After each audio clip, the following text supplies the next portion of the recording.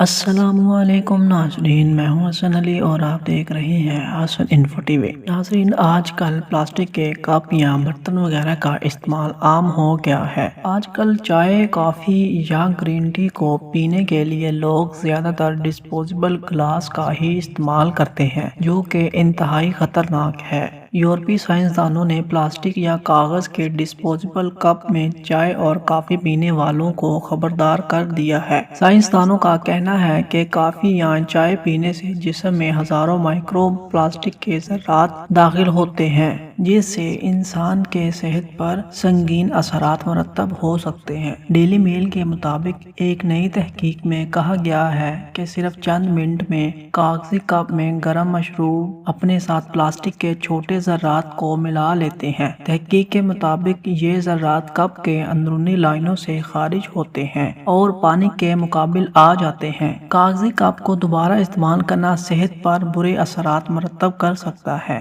Micro plastics کیسے خارج ہوتے ہیں؟ محققین نے گرم پانی کا 100 ملی لیٹر کے کاغذی کپ میں گرم پانی ڈالا۔ 15 منٹوں بعد محققین نے گرم پانی کی جانچ کی تو پتہ چلا کہ اس میں اوسطاً 25,000 مائکرو پلاسٹکس ملے ہیں۔ پانی میں زنک، سیسا اور کرومیم جیسی معدنیات ملی ہیں۔ محققین کے مطابق یہ ایک ہی پلاسٹک سے آئے تھے۔